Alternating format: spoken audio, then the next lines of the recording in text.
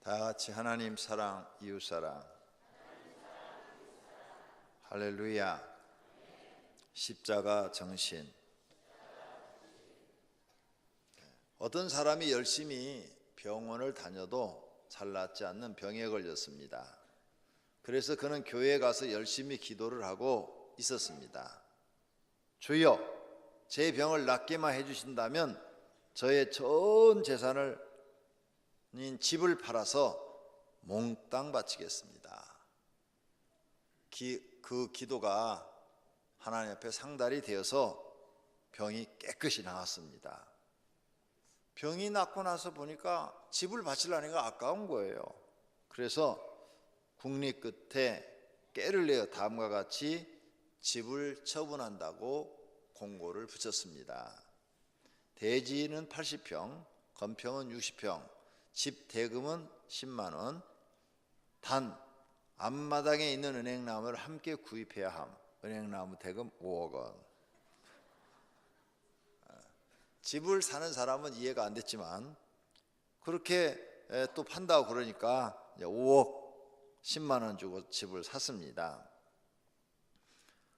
이분은 이제 하나님 앞에 약속한 대로 집을 팔아서 바친다고 그랬으니까 하나님 집 한 돈 10만 원 약속대로 드립니다. 여러분도 이런 지혜가 있기를 바랍니다.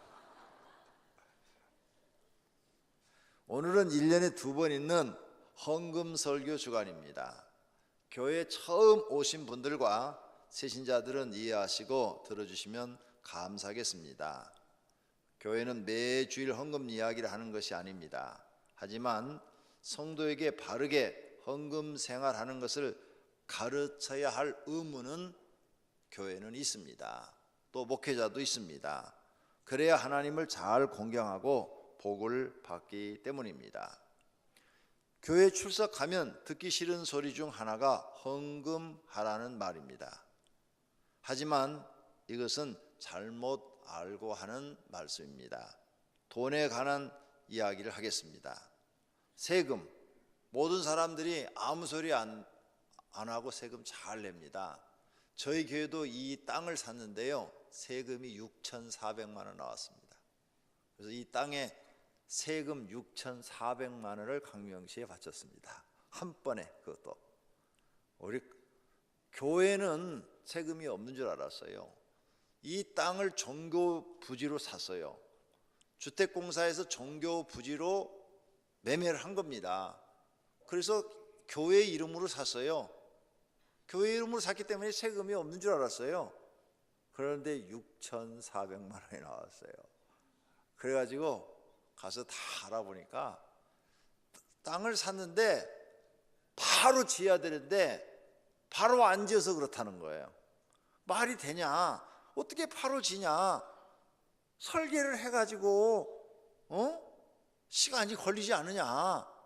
우리가 지금 설계를 안 하는 것도 아니고 지금 설계해가지고 시청에 설계 늦지 않으냐? 허가가 나와야 우리가 뭐 짓든지 말든지 할 거 아니냐? 허가 안 나오니까 못 짓는 거 아니냐? 이렇게 얘기를 했거든요. 근데 안 된대요. 법이 그렇게 안 됐대요. 그래서 내야 된대요. 그러니까 교회에 세금 안 낸다는 얘기 하지 마세요.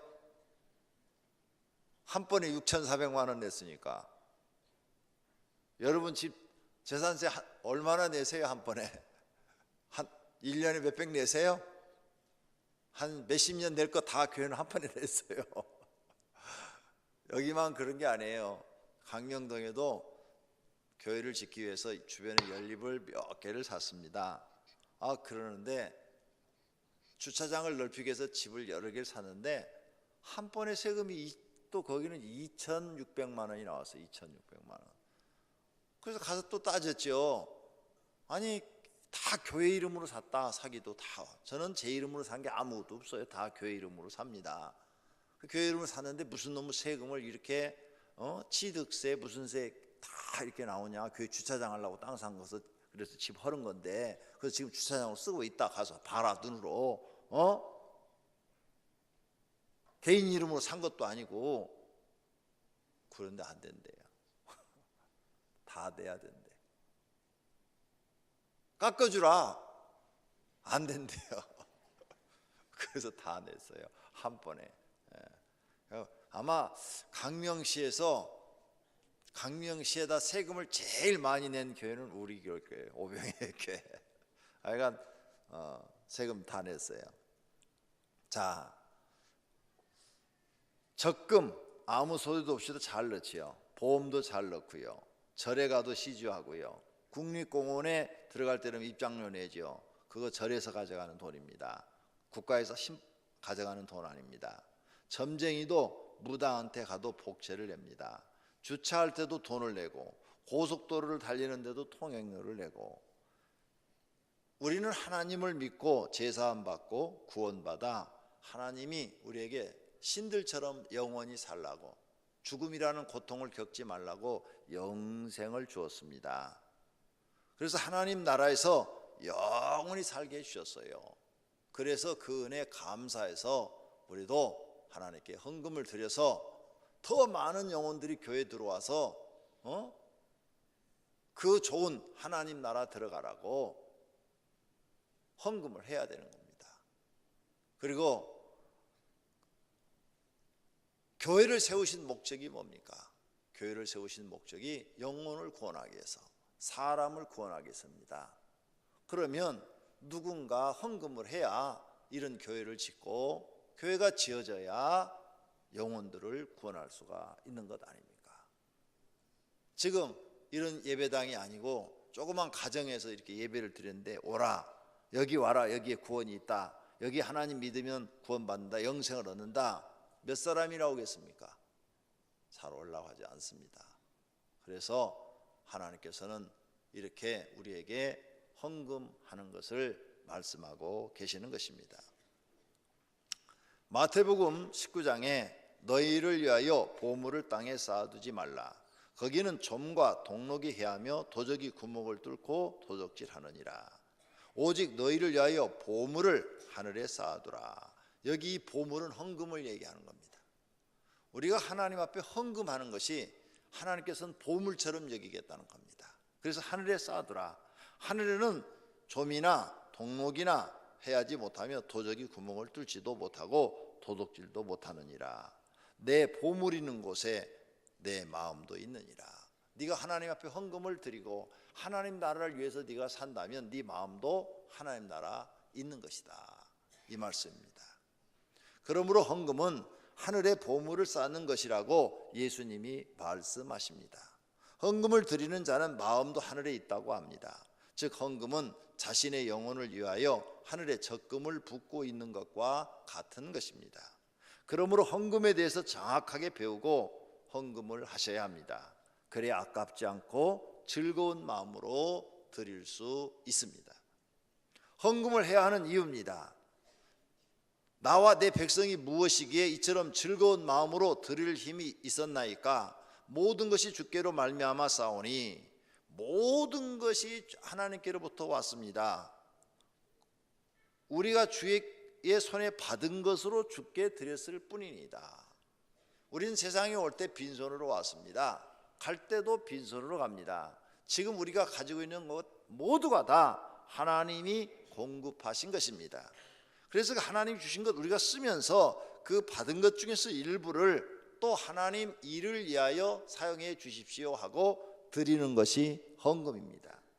그러므로 이 헌금을 드리는 이유는 만물의 주인이 하나님이시기 때문에 당연히 주인한테 종들은 드려야 되는 겁니다.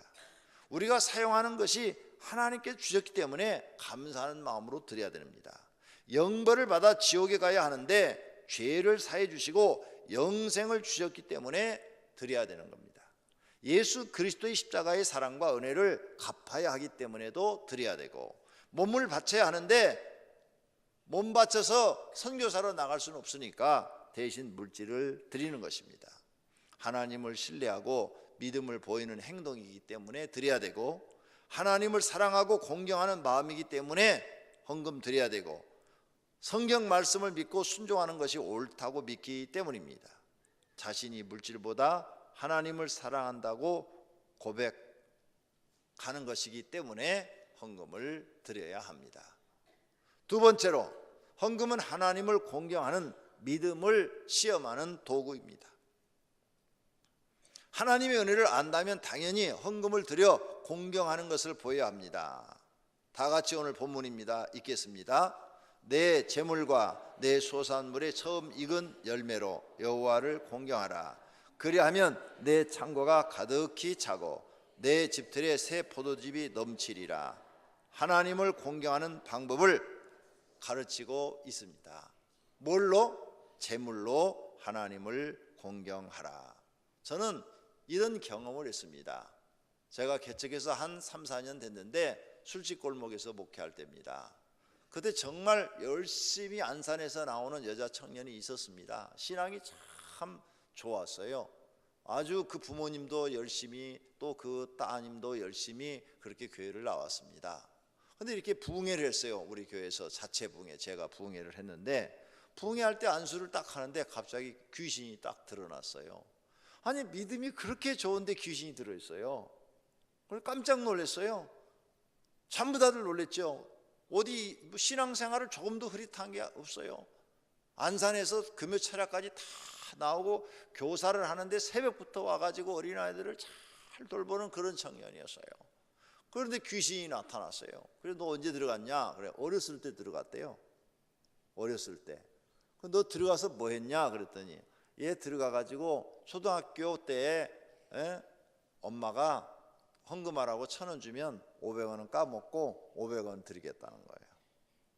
그래도 진짜로도 그런 적이 있냐? 그러니까 진짜로 그랬대요. 아니 그렇게 착한 애가 정말 그런 적이 있다는 거예요. 그때 들어가서 그때부터 계속 얘가 하나님 앞에 이렇게 헌금하는 걸 자기가 방해를 했대요. 그래가지고 귀신을 쫓아냈어요. 나가라! 그랬더니 나왔어요. 너무 가슴이 시원하고 편하고 좋대요. 그래서 아주 열심히 신앙생활을 잘해요. 그런데 그 다음날 보면은 귀신이 또 들어가 있는 거예요. 그걸 또 쫓아냈어요. 그런데 며칠 후에 보면은 또 들어가 있는 거예요. 또 쫓아냈어요. 또 들어가 있는 거예요. 그래서 참 이상하다. 하나님 왜 안 나가는 거예요? 나갔다 들어갔다 나갔다 들어갔다 왜 이러는 거예요? 그랬더니 주님이 이렇게 말씀하셨어요. 내가 쫓아내지 않는데 네가 왜 쫓아내냐?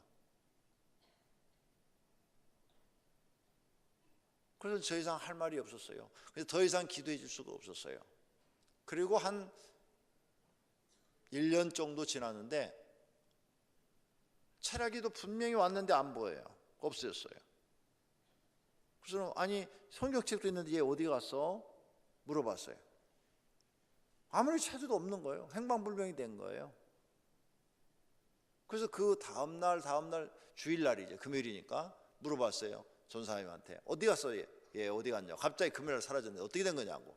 교회 왔는데 분명히. 그랬더니 교회 왔는데 자기가 좋아하는 청년이 옆에 앉아가지고 둘이 눈 맞아가지고 도망가 버렸대. 정말이에요? 교회도 안 나오는 거예요. 주일날 교사가. 그런데 그 사람이 교회 학교 회계예요. 회계. 그래가지고 전사님이 이게 2층 교회니까 돈도 없잖아요. 근데 우리는 교회 학교 헌금 나오는 것을 전부 다 회계 가지고 있으니까 전사님이 막 찾는 거예요. 백방으로 회계 돈 달라고. 우리 교회 학교 일을 해야 되니까 돈 모아놓은 거 달라고.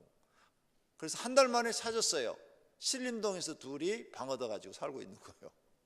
동거하고 있는 거예요. 믿음이 그렇게 좋은 아가씨가 실제로 있었던 일이에요. 그래가지고 이제 전사님이 교회 돈을 달라, 교회 돈을 달라. 교회 돈 줘야 우리 교회 학교 하지 않냐. 우리는 교회 학교 돈이 재정부로 안 들어오고 자체 관리를 하고 자체에서 쓰거든요. 모자란 돈은 타가고. 이렇게 되기 때문에 그렇게 하고 있는데 돈이 다 써버렸다는 거예요. 그래서 한 3개월 정도 지난 다음에 제가 한번 전사님하고 찾아갔어요. 찾아갔더니 정말 둘이 살고 있더라고요. 그래가지고 나는 돈 얘기도 못했어요. 전사님이 얘기하더라고요. 아니 그건 교회 돈이고 하나님 돈인데 그걸 써버리면 되냐고. 썼으면 빨리 빌려서라도 줘야지. 그래야 교회 학교에서 쓸 거 아니냐고. 그러니까 곧 갚을게요 그러더라고. 그래서 뭐 아무 말도 안 하고 왔어요. 그런데 못 갚더라고요. 그러더니 1년인가 지나니까 벌써 이제 아이를 출산했어요. 애가 돌이 아직 돌 정도 됐나? 출산해가지고 돌 정도 됐나? 사거리에서 신호받고 이렇게 그 횡단보도를 건너가려고 이렇게 딱 써 있는데 버스가 와가지고 서 있는 사람을 쳐가지고 그 자리에서 죽어버렸어요. 29이었어요. 그때 죽은 나이가. 여자 청년 나이가. 난 참 희한한 일도 겪어봤어요. 헌금 드리는 거 여러분, 제가 이 놀라운 경험을 통해서 참 바르게 배우고 바르게 드려야 된다, 확실한 걸 깨달았어요. 결국은 그 여자 청년은 죽고 아이 돌 정도도 아직 안 된 아이 하나 있고 그 남편, 그러니까 결국은 혼인신고를 했죠. 결혼식은 안 했지만 혼인신고를 하고 애도 호적에 올리고, 그러니까 모든 사망 보증금은 또 누가 사망금, 자동차가 쳤으니까 사망 뭐 나오잖아요. 비용 자동차 회사에서, 보험회사에서. 그건 또 다 누가 가져가요? 남편이 가져가. 친정 어머니는 울기만 하시더라고. 펑펑 울기만 하시더라고. 네? 내 새끼, 불쌍한 내 새끼, 불쌍한 내 새끼. 방법이 없어요. 오늘 여러분 헌금에 대해서 잘 배우시고 성경대로 헌금하시면 하나님께서 성경에 언약한 대로 여러분 창고가 가득히 차고 넘치는 복을 주실 줄로 믿습니다. 하나님께서 우리에게 가끔 믿음을 시험해 보시기 위해서 하시는 일이 있어요. 첫째, 가난이라는 걸 줘봅니다. 고난, 고통 이런 걸 주어요. 질병 이런 걸 줍니다. 그걸 주어가지고 믿음을 테스트해요. 믿음을. 가난, 고통, 고난, 뭐 질병, 또 이혼, 뭐 이런 것들을 줘요. 아주 그냥 아주 괴로운 것들이죠. 그걸 통해서 그 사람이 과연 믿음이 있는지 없는지를 하나님이 점검해 보셔요. 여기에 합격하는 사람들이 많아요. 10명 주면은 7, 8명은 다 합격해요. 네. 2, 3명만 떨어져요. 거기서 믿음 테스트에 불합격이에요. 그 다음에 하나님이 또 우리를 시험해 보는 게 뭐냐? 돈이에요. 헌금. 과연 성경대로 헌금을 하는가 안 하는가? 하나님 앞에 돈에 대해서 인색함을 가지고 있는가, 아니면 기쁨과 감사의 마음으로 드리는가, 요거 시험해 봐요. 여기에서 또 반반이에요. 그냥 반은 합격되고 반은 떨어져요. 그냥. 그 다음에 제일 어려운 시험이 있어요. 제일 어려운 시험이 뭘까요? 욕과 같은 고난? 아니에요. 제일 어려운 시험이 여러분을 부자로 만들어 놓는 거예요. 솔로몬처럼 아주 부자로 만들어 놓는 거예요. 그 솔로몬이 얼마나 부자였어요. 너 이전에도 이후에도 너와 같은 사람이 없을 것이라 하면서 부귀와 영화를 그에게 주었어요. 얼마나 부자였으면 부인이 1000명이었겠어요. 1000명 먹여 살리려면 돈이 얼마나 들까요? 에? 생각을 해봐요. 집 하나에다가 거기다 하녀들 딸려가지고 다 주려면 돈이 얼마가 들어가겠는가 상상을 해봐요. 아마 100억 갖고 있는 사람은 1년이면 바닥날 거예요. 왜? 1억씩만 하녀들까지 주면 1억씩은 쓸 거 아니에요. 못 써도. 1000억 갖고 있는 사람도 10년이면 바닥나갔네. 그리고 솔로몬이 얼마나 부자였는가를 알 수가 있어요. 첩이 1000명이었더라 그랬으니까.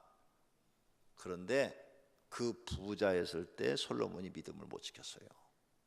그래서 부인들이 요구하는 대로 우상 숭배를 해가지고 하나님이 진노하셔가지고 나라를 네 아들한테 주지 않겠다 그래갖고 감독자 여로보암한테 싹 줘버렸어요. 그리고 한 지파만, 한 지파, 유다 지파만, 다윗과의 언약 때문에, 솔로몬 너 때문엔 주기 싫은데 다윗과의 언약 때문에 주겠다 그래가지고 한 지파만 솔로몬 아들한테 주었어요. 다윗 때문에. 이게 성경이에요. 그러니까 가장 무서운 시험이 여러분 큰 부자가 되는 거예요. 이 세 가지 시험을 여러분이 이길 수 있다면 엄청난 믿음이 될 줄로 믿습니다. 다 이기시기를 바랍니다. 그래서 하나님께서는 우리에게 이런 11조를 드려라. 왜? 믿음을 시험해 보시는 거예요. 네 믿음을. 과연 내가 너를 축복하고 너에게 물질을 공급한다는 것을 네가 믿느냐? 믿는다면 11조를 드릴 것이고 믿지 않는다면 안 드릴 것이다. 이런 거예요. 온전한 11조는 하나님이 돈을 사랑하시나 하나님을 사랑하시나 시험해 보는 도구입니다. 이 시험에 떨어지면 물질의 축복은 받지 못합니다. 평생 가난하게 사셔야 합니다. 하나님께서 먹을 만큼만 주시기 때문입니다. 이스라엘 백성이 헌금을 드리지 않았을 때 하나님이 책망하셨어요. 예수님이 이렇게 책망했습니다. 이 백성이 입술로는 나를 공경하되 마음은 내게서 멀도다. 구약 성경에도 이 백성이 입으로는 나를 가까이 하며 입술로는 나를 공경하나 그들의 마음은 내게서 멀리 떠났나니 그들이 나를 경외함은 사람의 계명으로 가르침을 받았을 뿐이라. 배웠기 때문에 믿는 척하는 것이지 진짜 나를 경외하는 것은 아니라는 거예요. 그러면서 이사야서에 말씀합니다. 내 번제 양을 내게로 가져오지 아니하고 내 제물로 나를 공경하지 아니하였느니라.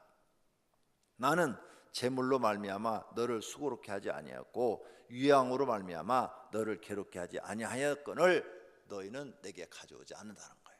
드릴 것을 드리지 않는다는 거예요. 그래서 너희는 나보다도 제물의 마음이 더 있다는 거죠. 내 이름을 멸시하는 제사장들아, 나 만군의 여호와가 너희에게 이르기를 아들은 그 아버지를 종은 그 주인을 공경하나니 내가 아버지일진데 나를 공경함이 어디 있느냐? 내가 주인일진데 나를 두려움이 어디 있느냐? 하나 너희는 이르기를 우리가 어떻게 주의 이름을 멸시하였나이까 하는도다. 공경하지 않는다는 거예요. 너희가 나를 공경하지. 왜? 물질로 나를 공경하라고 그랬는데 아까워서 드리지를 못한다 이거예요. 우리가 부모님을 공경하는 데도 마찬가지죠. 돈이 아까워서 부모님 공경 안 하잖아요. 자기 쓸 건 다 써도 부모님한테 용돈 안 드리잖아요. 부모님 공경 안 해요. 똑같은 거예요. 하나님 아버지 공경하지 않는 거나. 교회 나와서 우리는 이런 잘못된 것을 고쳐서 살아계신 부모님도 용돈 꼭 드리시기를 바랍니다. 아멘 소리가 적은 거 보니까 안 하시려고 그러는 것 같아요. 살아계신 부모님한테도 친정부모, 시부모 다 용돈 꼭 드리시기를 바랍니다. 여러분 굶어도 드리시기를 바랍니다. 그래야 부모님이 돌아가실 때 여러분 축복하고 돌아가셔요. 그래야 여러분 잘 됩니다. 정말이에요. 돌아가신 다음에 제사상 차리지 말고 살아계셨을 때 용돈 매월 꼭 드리세요. 그게 성경의 가르침입니다. 하나님 아버지한테도 마찬가지예요. 하나님을 헌신으로 공경한 사람들입니다. 우리나라 장로교를 세우신 분이 처음 선교사로 오신 분이 언더우드 선교사입니다. 그 언더우드 선교사가 한국의 장로교를 이렇게 많이 만들어 놨어요. 미국의 어느 주일학교 예배 시간이었습니다. 헌금 시간이 되었는데 모든 아이가 헌금을 하는데 한 아이만 헌금을 하지 않고 눈을 감고 기도하고 있어요. 그래서 선생님이 불러서 물었습니다. 그랬더니 나는 너무 집이 가난해갖고 헌금할 돈이 없어서 대신 기도하고 있습니다. 그랬어요. 무슨 기도하고 있냐?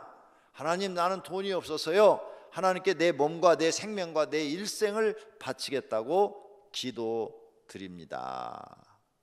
이 말을 들은 선생님이 감동을 받아서 돈을 주었어요. 그리고 매주 1달러씩 꼭 하나님께 헌금을 드려라.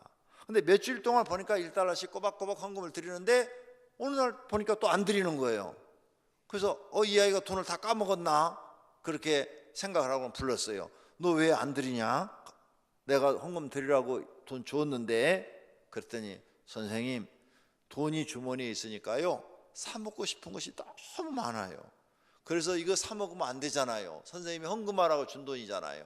그래서요 도저히 그 유혹을 못 이길 것 같아서 지난주에 싹 들여버렸어요.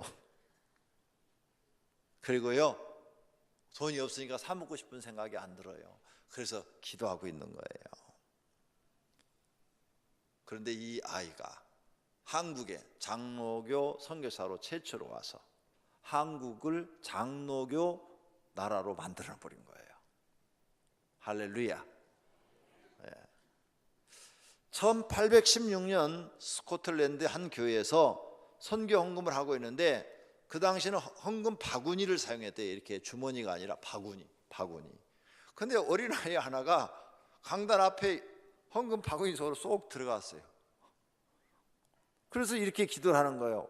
하나님, 저는 헌금할 돈이 없습니다. 그래서 제 몸을 헌금으로 바칩니다. 받아주세요.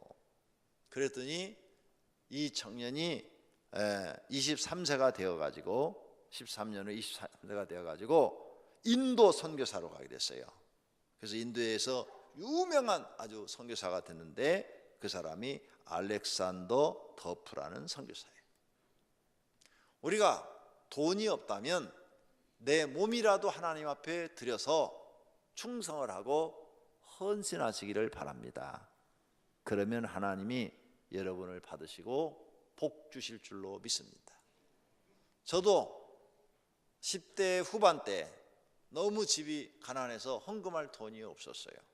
그리고 그 시대는 다 가난했어요. 모든 사람들이, 한국 사람들이 다 가난했는데 너무너무 교회도 가난해두고 가만히 깔고 있는데 가만히 깔고 예배드리고 창문에 유리도 못 넣어가지고 거기다 비닐로 이렇게 하얀 비닐로 이렇게 막아놓고 그렇게 예배를 드리고 그런 시절이죠.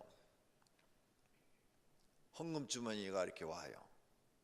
돈이 없어요. 다 드리는데 못 드리니까 얼마나 부끄러워요. 창피스럽고. 그래서 저도 빈 주먹을 넣었어요. 넣으면서 하나님, 전 돈이 없어요. 대신 제 몸을 드릴게요. 저를 받아주세요. 교회에서 시키는 일을 하면 무슨 일이든지 열심히 할게요. 정말 그렇게 매 주일마다 드렸어요. 그랬더니 난 목사 되게 해달라고 기도는 안 했는데 그냥 교회에서 시키는 일을 하면 아니요 소리를 해본 적이 없어요. 목사님이 그냥 새벽에도 부르고 밤에도 부르고 정신은 뭐든지 필요하면 날 부르셨어요. 그래가지고 저는 교회 일은 참 열심히 했어요. 지금까지. 지금도 열심히 하고 있어요. 왜? 나는 드린다고 그랬으니까. 그래, 나는 목사가 안 되려고 그랬는데 하나님이 이상하게 이 길로 인도하셔갖고 목사가 되게 하신 거예요. 그래, 나는 그냥 몸을 드렸으니까 아끼지 않고 열심히 정말 하루에 3시간씩 자고 4시간씩 자고 일을 하고 지금까지 살아왔는데 하나님이 이만큼 큰 은혜와 복을 주신 줄로 믿습니다. 할렐루야. 꼭 돈이 없으면 몸이라도 드리라고 말이에요. 하나님 앞에. 그럼 하나님이 받으시면 그 사람을 축복하시더라 이거죠. 오늘 500개 나온 성도님들, 하늘의 보화를 쌓는 믿음의 사람들이 되시기를 축원합니다. 사도 바울은 말씀합니다. 이것이 곧 적게 심는 자는 적게 거두고 많이 심는 자는 많이 거둔다는 말이로다. 우리가 교회 나와서 하나님 앞에 뭔가 심어야 돼요.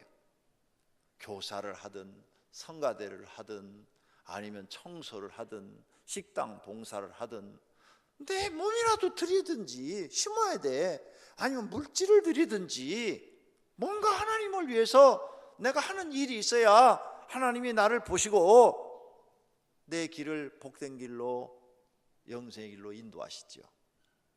내가 하나님께 하는 일이 아무것도 없다면 하나님이 어떻게 우리를 복된 길로 인도해 주실 수가 있겠습니까?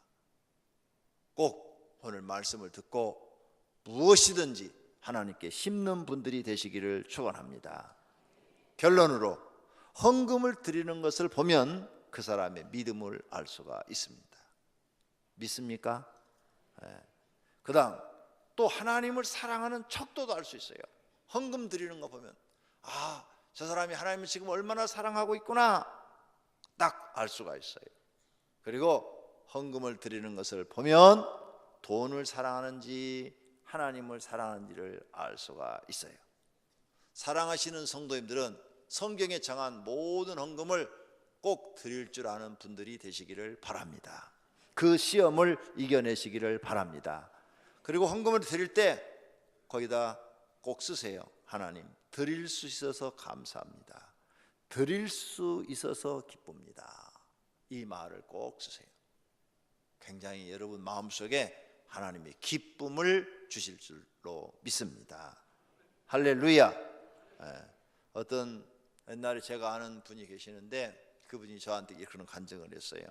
월세를 사는데 날마다 새벽에 나가서 하나님께 기도했어요. 하나님 아버지, 나를 축복해 주시면 제가 교회 봉고차도 사놓고 뭣도 해놓고 내가 헌금을 이렇게 많이 해서 교회 부흥시키겠습니다. 하나님 아버지 축복해 달라고 새벽마다 정말 빠지지 않고 간절히 기도했어요. 월세 사는 분이. 그런데 그분이 정말 축복을 받아서 막 회사가 막 커졌어요. 너무 커졌어. 막 커졌어요. 너무너무 잘 돼요. 이제 수십억, 옛날이니까 수십억이면 지금 수백억이죠. 재산가가 됐어요. 그런데도 봉고차는 아직 안 사놨어요. 왜?